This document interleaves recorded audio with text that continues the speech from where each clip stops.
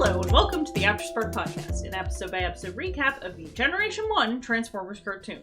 I'm Els. And I'm Specs. And today we're going to be talking about episode 74, Starscream's Ghost, which, as you may imagine, is what it says on the tin. Yes. So let's talk about giant robots today, shall we? Oh yeah. Yep, let's do it. We open on Junkion with a random Decepticon!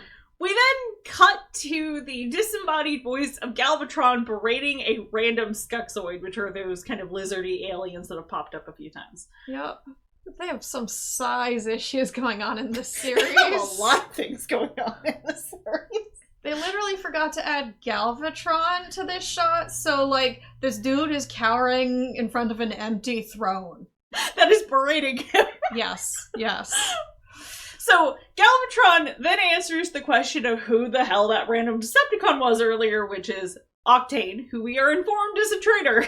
Octane is a white, gray, and purple triple changer who turns into a Kenworth T600 truck with a fuel trailer and a Boeing 767. Speaking of size issues, those two things are not really comparable, I don't think. In any way, shape, or form. But, through the power of mass shifting, I guess he can do whatever the hell he wants. Well, he's a fuel guy. He can apparently be as large as he wants on the inside to carry the maximum amount of fuel?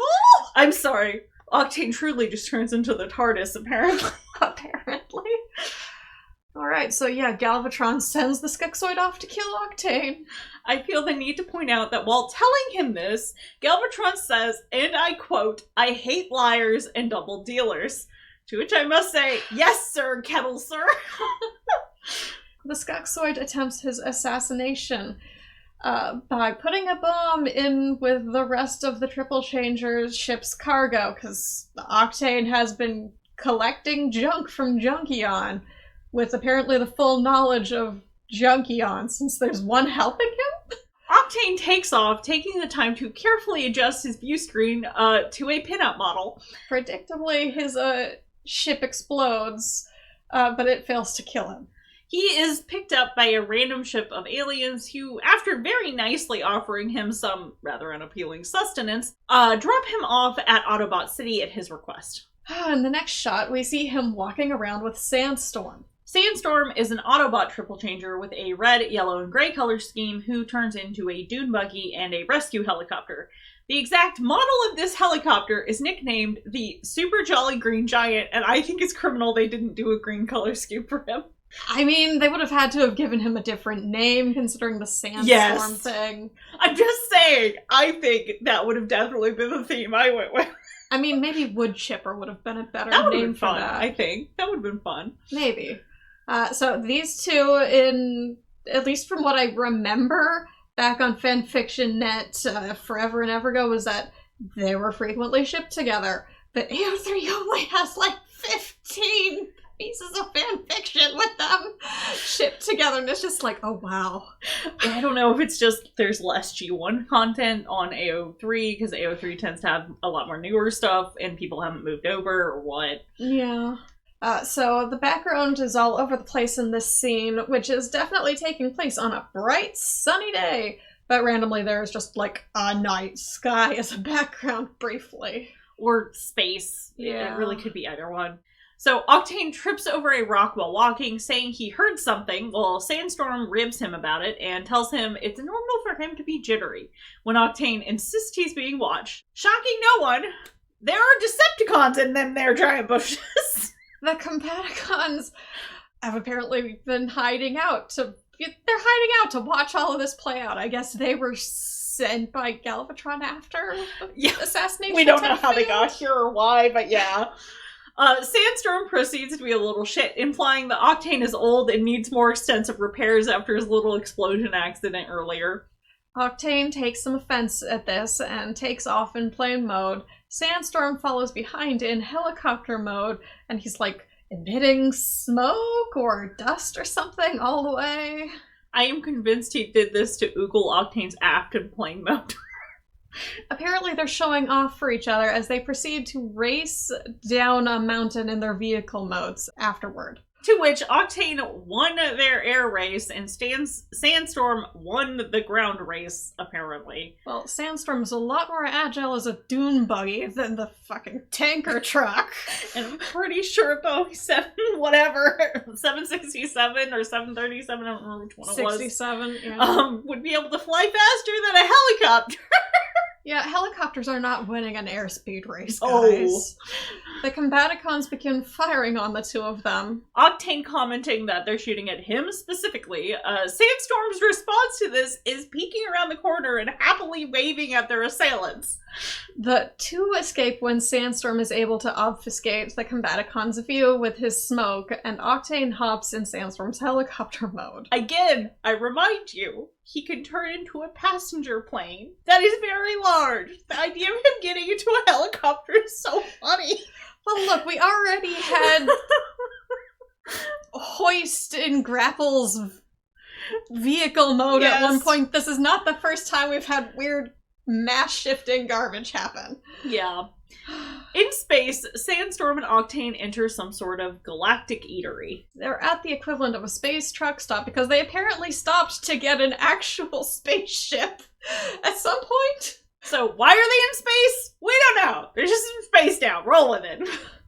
A waitress brings over some energon for the two, while Octane says Galvatron can't afford to let him live. Sandstorm injecting, he's gonna keep him around.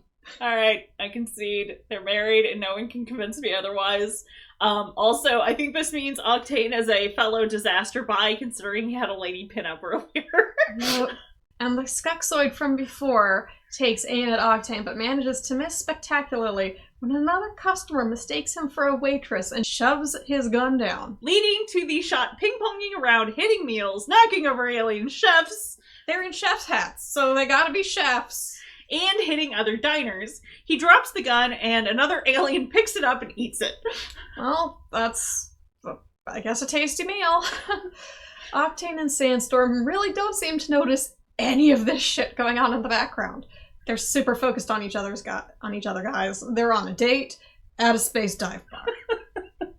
Octane mentions messing up Galvatron's plans by swiping Trypticon and trying to take over the Decepticons. To which you, dear listener, may be asking, wait, I don't remember that happening. Are we missing something? And the answer is yes. The episodes that Octane and Sandstorm are introduced in happen later in the series, where this event actually does happen. Anyway, spoilers, Octane's introduction will actually be the next episode, while Sandstorm's happens, oh god, I don't remember how much further out. It's like later. 6 to 10 episodes or something. Like, it is not quick. So we get this whole thing before they are actually introduced. Whoever was in charge of the episode order, they needed some help, let's say. Yeah, I don't know what was going on, but it was not coherent. Mm-hmm. Having lost his gun, the Skeksoid attempts to throw a grenade at Octane, but is again foiled by a group of larger diners who knock him over, causing him to drop the grenade. Which rolls out a nearby door and then explodes. Again, no one reacts to this, including our two lovebirds. Seriously, is this just a normal day at a space truck stop? We must assume, because it keeps, like, all this shit is happening and no one cares. The Skeksoid, out of options, loses his damn mind and jumps up on Octane while ineffectually wailing on his shoulder while talking about needing this job to take care of his family, even though he didn't want to take it. The fact that the Skeksoid is so tiny when, like, at the very beginning of this season, Skeksoid's, like, kidnap Ultra Magnus and Cup? It's just, wow. And it would make sense if, like, Octane and Sandstorm were larger, because sometimes the triple changers are, but I don't really think that's what's happening here. Same. Octane just drops the Skeksoid on the table, and he and Sandstorm leave, apparently heading towards Cybertron because they got the notice that their ship was done refueling. Apparently. Once on Cybertron, Octane is attacked by Cyclonus, Scourge, and the Sweeps. He proceeds to fall down a hole into what is apparently a Decepticon crypt or mausoleum. We have to assume that these grave markers were put up during the movie before the Autobots beat Galvatron's ass, since they still had control over Cybertron at that point, and several of these characters died during the course of the movie. Mm-hmm. He comes across Thundercracker, and eventually Starscream's marker, which is just some legs. This is possibly a reference to the real-world Benedict Arnold boat monument, who was also a treacherous general in history. Mm-hmm. However, unfortunately for Octane, Starscream's ghost pops up out of nowhere. Meanwhile, Octane is, we have to assume, huddling in terror to this as a tanker truck with his head and wings poking out. It is amazing, top-tier screenshot material, changed nothing. It is fantastic. Cyclonus and the Sweeps realize that Octane is in the crypt, to which Scourge responds, "Good, then we won't have to take him anywhere when we're done." Damn, guys, that's a dark line. Hilarious, but dark. Scourge tells his Sweeps to go down and check, but they all politely decline. So Cyclonus then threatens them and they all go in. They look around the crypt for Octane. Cyclonus manages to find him, but then is possessed by Starscream. Mimicking Cyclonus, he tells the others that they're bringing Octane back to Char as a trophy for Galvatron. So what makes this even more fun is that Starscream sometimes forgets to use the Cyclonus voice, and the Sweeps actually notice, which is one of the few times where, like, there's some kind of nice continuity here. And, like, making the characters seem like they're thinking and considering. Yeah, which what's happening. Truly the Decepticons don't do enough in this season. Yeah. While leaving Cybertron, Sandstorm attempts to save Octane, but is shot down. The aerial bots arrive. Ultramagnus, Cup, and Rodimus also all show up to confront the Decepticons. Roddy figures out that Cyclonus is Starscream and allows the Decepticons to escape. Presumably because he realizes that Starscream can cause way more havoc than he ever could. Galvatron is initially pissed that Octane is still alive, but is mollified when Starscream, pretending to be Cyclonus, suggests that torture is fun! Admittedly, it is actually very funny to watch them roleplay torturing while snickering behind Galvatron's back. Yup. This eventually leads to Galvatron and Rodimus fighting hand-to-hand in some isolated location. This basically happens because while Starscream was pretending to torture Octane, he lied about getting some relevant information, like relevant Autobot information from Octane, and so they're like, "Come here, Galvatron!" Well, surprise, this is a not-so-isolated location. Once Galvatron falls down, it is revealed that Ultramagnus, Percy, and the aerial bots are there for backup. Starscream and Octane fly off, leaving Galvatron behind and at the mercy of the Autobots. We cut back to Char, and Starscream on the throne, and Octane standing next to him, talking in each other's voices. Hooray, animation errors. But Galvatron shows up, dented all the hell and back with bits broken off. Upon realizing Starscream is possessing Cyclonus, Galvatron takes great delight in shooting at Cyclonus. Though in a rather weird moment of clarity for, Galvatron, he does order Cyclonus to be repaired after Starscream vacates the premises. And the episode ends as it is revealed to the audience that Starscream is now possessing Scourge. Okay, but what happened with Octane and Sandstorm? No fucking idea. Okay, fine. Headcanon. Octane just snuck off at the end there and went back home to his husband. Seriously, though, their relationship was probably one of the more interesting parts of this episode, and then it just, randomly hard shifted over to Starscream. It really came across that they, combined two separate episode plots, because on the one hand, we get to see Autobots and an Autobot and Decepticon interacting with each other in a relatively normal kind of circumstance. Yeah, it's like domestic. We never get to see any of these characters do something that would be considered normal. Mm-hmm. Or, they're interacting at a space truck stop. Yeah. Well, and they appear to be friends. They appear to have become friends. There is the whole idea of, what do you do with a Decepticon traitor? And, clearly he was being, protected by the Autobots on some level. I'm I honestly could have just done with an entire episode of the two of them, and that whole arc would have been really interesting. And instead it's just super weird, because I'm kind of Sandstorm still tried to save him, or I assume they're still friends? I don't know. We basically don't see them after this. I don't think. I think there's the two episodes where they get introduced, but I don't think Sandstorm and Octane interact again after this, really. Yeah, because I think technically this is Sandstorm's last appearance. At least if you look in, chronological timeline, yeah. However, Starscream will return in an episode eventually to finish this, what I'm going to gracefully call plotline. Yeah. Honestly, like, a multi-episode plot would have been interesting for exploring Decepticon trader Octane. Yeah. And... or like, I want to say, I think Starscream only pops up as a ghost, like, one more time. Yeah, and I think that ends up attempting to possess Unicron's head. Or something. I think he betrays Unicron. Oh. Yeah, probably.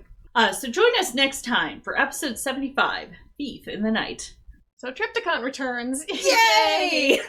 Unfortunately, so does our favorite nation of racist stereotypes. Well, our Carbomia. Boo! But we'll get that introduction to Octane! Yeah! Yay! Anyway, Specs has some fanfic recommendations for us today. Alright, the first is Up from Oblivion by Dragoness Eclectic.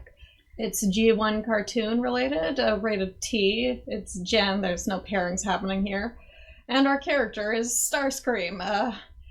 It's G1, Transformers the movie, and in summary, it's a short vignette about Starscream's darkest moments and two guys who have no respect for the angsty dead. And yeah, Ghost Starscream, and it's a one-shot. The second fanfic is 3 Triple Changers and a Jet Plane by Jason Voorhees. Also G1 cartoon, rated T, / our pairings are Astrotrain and Blitzwing, Octane, Sandstorm, and Skyfire and Starscream, and it's an ensemble piece regarding characters. In summary, Galvatron is dead, the future is unclear. The Autobots ask Astrotrain, Blitzwing, and Octane to go on an undercover mission to the Decepticon base to see if anyone might be open to peace negotiations. Shenanigans ensue. No. And I picked it because it's got Octane and Sandstorm, and it's also the second part in a series where I wrecked the first part back in one of the 5 Faces of Darkness. The series is it's the second part of You've Gotta Talk About Your Feelings series. God knows these robots should talk about their feelings more. Yes, they should, and there is at least a third part in this. So whether or not it'll get wrecked depends on what happens as we go through the rest of our season 3. Yes, season 3. And like the very, very brief season 4 episodes. Yeah. And that just about wraps it up for us today. Remember to check us out on Tumblr or Pillowfort as Afterspark-podcast for any additional information, show notes, or links we may have mentioned. You can also find us on Facebook and Twitter at AftersparkPod, all one word, and various other locations by searching for Afterspark Podcast, such as AO3, iTunes, Spotify, and YouTube, just to name a few. And feel free to send us questions on Tumblr, YouTube, or AO3. Till next time, I'm Specs. And I'm Els. Toodles!